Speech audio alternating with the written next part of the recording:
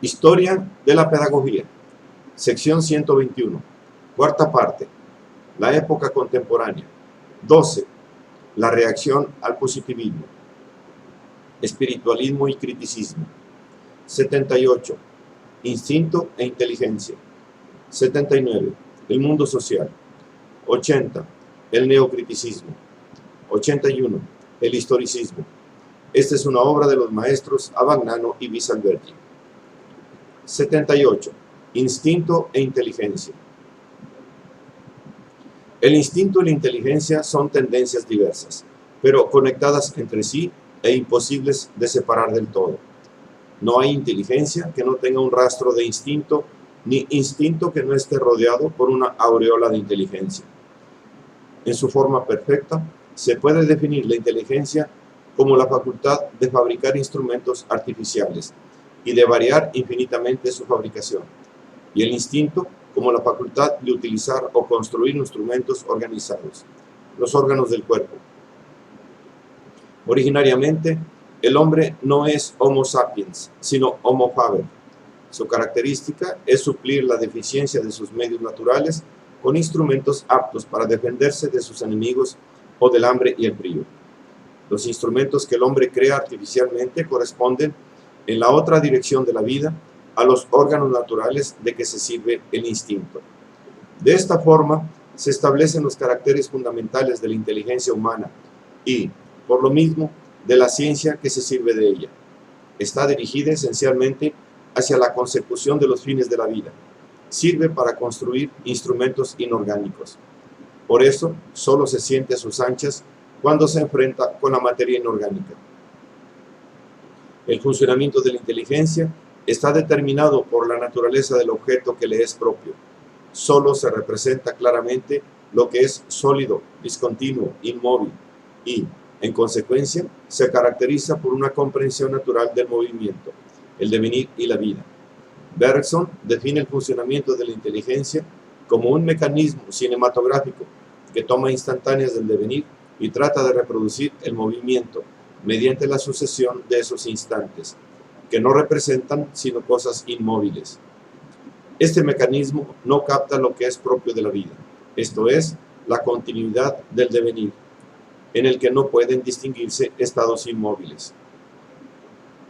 Ello explica por qué la inteligencia, tan a sus anchas en el mundo de la materia, se siente inerme frente a la vida. Todos sus esfuerzos por comprenderla no logran más que transformar el devenir vital en una secuela de inmovilidades sucesivas desprovistas de los caracteres de la vida. Sin embargo, la inteligencia no se separa jamás totalmente del instinto. Por consiguiente, es posible un retorno consciente de la inteligencia al instinto. Ese retorno es la intuición. La intuición es un instinto que se ha vuelto desinteresado, consciente de sí mismo, capaz de reflexionar sobre su objeto y de ampliarlo indefinidamente. La presencia de la intuición estética en el hombre, merced a la cual surge el arte, demuestra que un tal esfuerzo es posible, pero la intuición estética está dirigida solo hacia esta o aquella realidad particular y no puede ser el órgano de una metafísica de la vida. Sin embargo, es posible concebir una búsqueda orientada en el mismo sentido que el arte, pero cuyo objeto sea la vida en general. Una búsqueda así será propiamente filosófica y constituirá el órgano apto para la comprensión de la vida, la metafísica. 79. El mundo social. El mundo propiamente humano, el mundo social, es la continuación y el desenvolvimiento de la evolución orgánica. Por eso Bergson percibe en él la misma alternativa entre inmovilidad y movimiento, entre la solidificación en formas relativamente fijas y el impulso creador que marcha hacia adelante, que hemos advertido ya en la vida biológica. Efectivamente, en el mundo humano hay sociedades cerradas, en las que el individuo actúa como una parte del todo, que dejan un margen mínimo a la iniciativa y a la libertad, y sociedades abiertas, en las que, por el contrario, continúa moviéndose el esfuerzo creador de la vida. En las sociedades cerradas predomina una moral de la obligación, fundada en hábitos sociales que garantizan la existencia y la solidez del cuerpo social. Al contrario, en las sociedades abiertas reina la la moral absoluta, que es la de los santos del cristianismo, de los sabios de Grecia y de los profetas de Israel, y que atañe no a un grupo social, sino a la sociedad entera. Mientras la moral de la obligación es inmutable y tiende a la conservación, la moral absoluta se mueve y tiende al progreso. La primera consiste en la conformidad con hábitos adquiridos. La segunda responde al llamado de una personalidad que puede ser un descubridor de la vida moral o uno de sus imitadores, o incluso el individuo mismo en su singularidad. A estas dos morales diversas corresponden dos tipos diversos de religión. Hay una religión estática, que, mediante mitos y supersticiones, debidos a un uso especial de la fantasía que Bergson llama función fabuladora, trata de proporcionar al hombre una defensa contra las perspectivas de peligro, de fracaso y de muerte que la vida le plantea y que la inteligencia le presenta con claridad, que no consiente engaño. La religión estática es, pues, una reacción defensiva de la naturaleza contra la inteligencia, culpable de obligar al hombre a reconocer el carácter extremadamente incierto y arriesgado de su existencia en el mundo. Los resultados de esta religión son la fe en la inmortalidad y en la protección de lo sobrenatural. En un plano superior al de la religión estática y la inteligencia, se halla la religión dinámica, que Bergson identifica con el misticismo. Este es sumamente raro y presupone un hombre privilegiado y genial, no obstante lo cual repercute en algo que existe en todos los hombres y tiende a comunicar a todos ellos su fuerza creadora. El resultado del misticismo, dice Bergson, es una forma de contacto y, por consiguiente, una coincidencia parcial con el esfuerzo creador que la vida pone de manifiesto. Este esfuerzo es de Dios, si no es Dios mismo. En consecuencia, por medio del misticismo, el hombre se inserta en el impulso creador de la vida, o, dicho de otro modo, en la creación divina misma, y la continúa por cuenta propia. Según Bergson, el hecho de que la experiencia mística coincida en todas las formas de religión es la única prueba posible de la existencia de Dios, pues no se podría explicar el que religiones diversas presenten la misma forma de misticismo si no admitiera que el misticismo, independientemente de la religión a que pertenezca, es la experiencia directa de un objeto real, Dios y su impulso creador. Sin embargo, para Bergson, los místicos cristianos son superiores a los de las otras religiones porque subrayan el amor. En efecto, el amor explica la multiplicidad de los seres vivientes que difieren entre sí justamente porque pueden encontrarse y amarse en la unidad del impulso creador.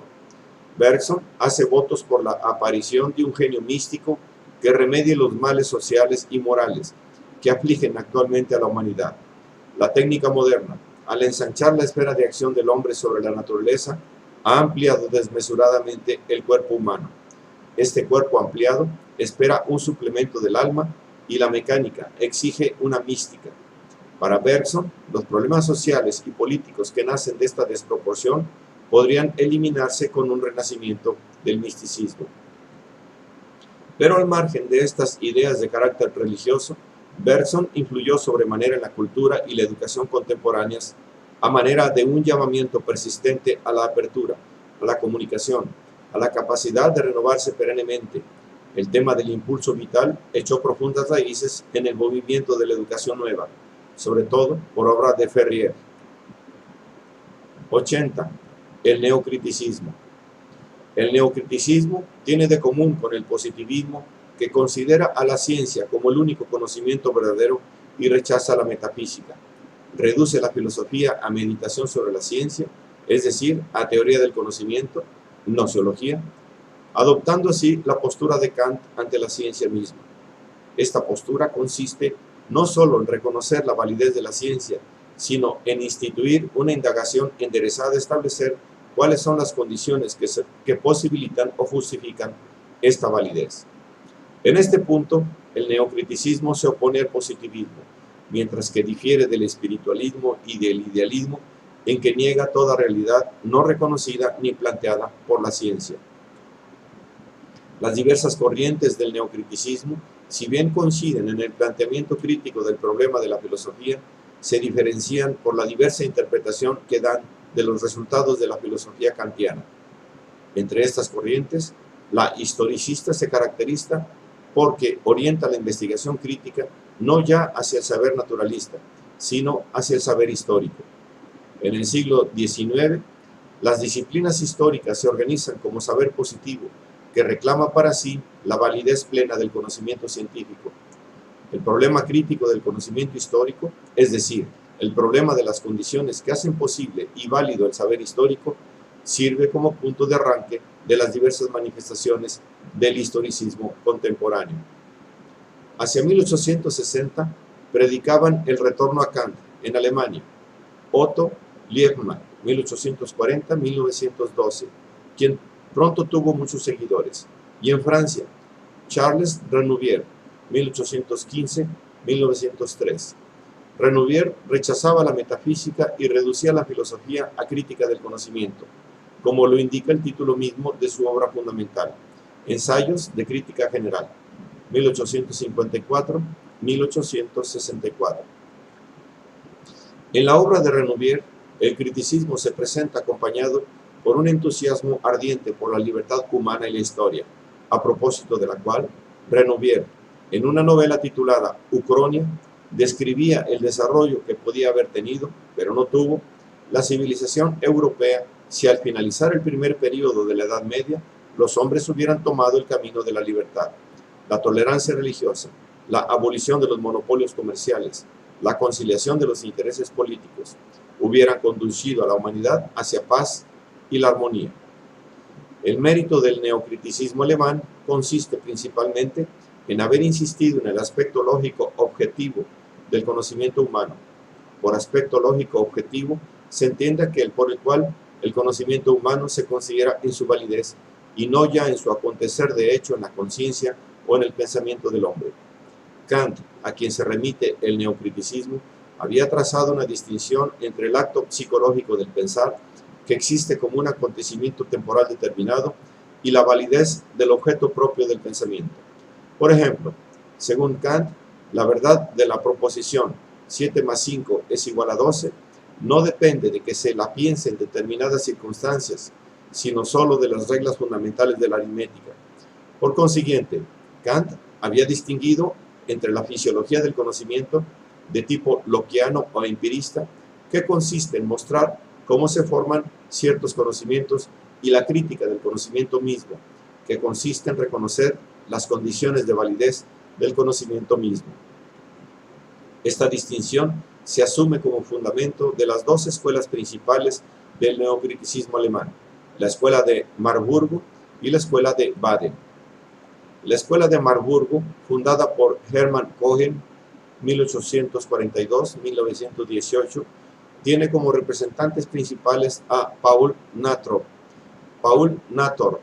1854-1924, y Ernst Cassirer, 1874-1945. Este último muy conocido por sus estudios históricos del Renacimiento y la Ilustración, no menos que por su obra El problema del conocimiento en la filosofía y en las ciencias modernas, 1906-1920. Paul Nator fue también un eminente pedagogo. En su Pedagogía Social, 1899, sostuvo contra el intelectualismo herbartiano y las primeras avanzadas del irracionalismo nacionalista la vuelta a Pestalozzi y Kant como base de una educación democrática, sobre cuyas características retornaremos más adelante. La escuela de Baden, llamada también de la filosofía de los valores, tiene como representantes a Wilhelm Windelband, 1848-1915, y Heinrich Rickert, 1863-1936, que enseñaban en las universidades de Friburgo y Heidelberg, ambas en Baden. Esta escuela hace hincapié en la independencia de los valores, lo verdadero, lo bueno, lo bello, respecto de las condiciones psicológicas empíricas en donde se reconocen. Insiste además en la inmutabilidad y eternidad de los valores, que, según Rickert, resplandecen en un firmamento inmutable y constituyen una realidad eterna. La filosofía de los valores ejerció también un influjo notable en la pedagogía europea del siglo XX. En la filosofía de los valores se inspiró abundantemente la obra de Sergei Hessen, 1887-1950. Ruso de nacimiento y formación, se graduó en Alemania con Rickert y fue profesor de pedagogía en Tomsk, 1917, en Praga, 1924 y en Polonia. Hessen representa en forma casi patética la tentativa de la cultura europea tradicional de resistir, en nombre de los valores eternos, a las nuevas teorías que revolucionaban el pensamiento en el campo cultural y social. Para ello, Hessen toma de cada una de estas teorías las características más salientes y las acomoda dentro de un sistema jerárquico en donde todo se coincide. La pedagogía norteamericana y la escuela rusa revolucionaria están presentes en todas las fases de su especulación, en la que se esfuerza por armonizar la exigencia democrática con el credo humanístico, dando al mismo tiempo un mayor relieve a la perspectiva religiosa. 81. El historicismo. Por lo que respecta a las disciplinas históricas, el historicismo alemán asume la misma tarea que Kant se había echado a cuestas, tocante a la ciencia natural. Remontarse a los fundamentos, a las categorías, a las funciones que las hacen posibles y justifican su validez. El primero en plantear el problema de la historia fue Wilhelm Dilthey, 1833-1911, quien, en su Introducción a las Ciencias del Espíritu, 1883, y en una serie de escritos que culminan con la construcción del mundo histórico, 1901, trató de aclarar los fundamentos del método histórico utilizado por él mismo para entender períodos o figuras de la filosofía: el Renacimiento, Schleiermacher, Hegel.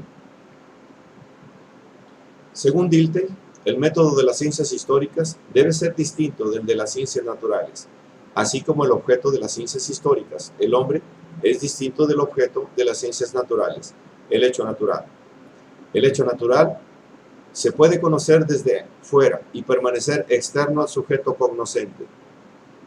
Al hombre se le puede comprender solo desde dentro, y los acontecimientos humanos tienen que ser vividos nuevamente por el historiador. Por consiguiente, la comprensión de los acontecimientos históricos es algo distinto del conocimiento científico de los acontecimientos naturales. Este último utiliza la ley de causalidad, porque los acontecimientos naturales se conocen cuando se conocen las causas que los determinan. Por el contrario, la historia debe utilizar una psicología que le permita captar y vivir desde dentro los acontecimientos históricos. La experiencia vivida, Erlebnis, es el órgano para comprender al hombre en cuanto tal, o sea, la realidad histórica, y tiene tres aspectos: la vida, la expresión y la inteligencia. La vida es el momento inmediato y particular, la expresión y la inteligencia el momento universal objetivo. Dilthey demostró asimismo que el mundo histórico es un mundo de estructuras, es decir, de totalidades, reunidas en torno al fin en el que convergen como en un centro sus diversos elementos. En este sentido, son estructuras los individuos, las civilizaciones, las épocas y, en general, todos los sistemas y las instituciones culturales. Cada estructura tiene su centro en sí misma, lo cual significa que solo puede juzgársela de acuerdo con los valores, los fines y los modos de pensar que le son propios, y no con los pertenecientes a una estructura diversa. Esto implica el relativismo histórico, o sea, la imposibilidad de emitir un juicio absoluto sobre un objeto histórico cualquiera, persona, acontecimiento, institución, porque todo juicio histórico debe asumir como criterio los valores propios de la estructura a que pertenece el objeto. La distinción de Dilthey entre ciencias de la naturaleza y ciencias del espíritu, o ciencias históricas, corresponde a la establecida entre ambos grupos de ciencias por la filosofía de los valores. Según Windelband, las ciencias naturales tratan de descubrir la ley a que obedecen los hechos, por lo que son ciencias nomotéticas. Por el contrario, las ciencias del espíritu tienen como mira el acontecimiento individual o la persona singular en su forma históricamente determinada, por lo que son ciencias ideográficas. Rickert ha dicho lo mismo al afirmar que la ciencia natural tiende a alcanzar lo universal, es decir, la ley, mientras que las ciencias históricas tienden a lo particular, es decir, al individuo. En la idea de Dilthey sobre las épocas se inspiró Oswald Spengler, 1880-1936, para componer La decadencia de Occidente, 1918-1922. Considerando las civilizaciones como organismos vivientes que nacen, florecen y mueren, Spengler ve en la historia una sucesión de culturas diversas, totalmente heterogéneas.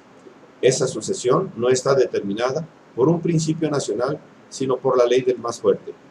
Spengler no solo pretende hacer la diagnosis, sino también la prognosis de la historia del mundo, y profetiza el ocaso inminente de la vida occidental, que según él se halla en el último estadio de su vida. Recientemente, en su estudio de la historia, 1934-1939, el inglés Arnold Toynbee se ha declarado contrario no solo a esta profecía de la muerte necesaria de la civilización occidental, sino también en general a la idea de la necesidad de la historia. Como al considerar necesaria la historia, lo que se quiere decir es que los acontecimientos humanos son determinados por el ambiente físico, por el ambiente social o por entrambos, Toynbee empieza exponiendo su teoría de las relaciones entre el ambiente y el hombre, teoría que él llama del reto y la respuesta. Según Toynbee, el ambiente físico y el ambiente social en que vive un grupo de hombres no es la causa determinante de la civilización construida por ellos ni de la suerte de ellos. En efecto, aun suponiendo que se conozcan a la perfección las condiciones de los dos ambientes, no es posible prever qué civilización producirán, así como tampoco se puede saber nada sobre el desarrollo, la decadencia y el fin de esta civilización. Esto se debe a que cuando se constituye una civilización, no solo entran en juego las condiciones ambientales, físicas y sociales, sino también un factor indeterminado y libre, la acción de los hombres que la construyen. Las condiciones ambientales lanzan a esos hombres un reto, pero el resultado que se producirá, es decir, el nacimiento, el desarrollo y la muerte de la civilización, dependerá en todo caso de la respuesta de los hombres a aquel. Toynbee justifica ampliamente su concepto metodológico examinando muchas civilizaciones, de las que enumera 21, que se han sucedido o entrecruzado en el curso de la historia humana. De aquí llega al corolario de que en la vida de las civilizaciones, y por lo tanto en la historia en general, no hay la menor sombra de fatalidad, oponiéndose así a la profecía de Spengler, que anunciaba la desaparición inevitable de la civilización occidental.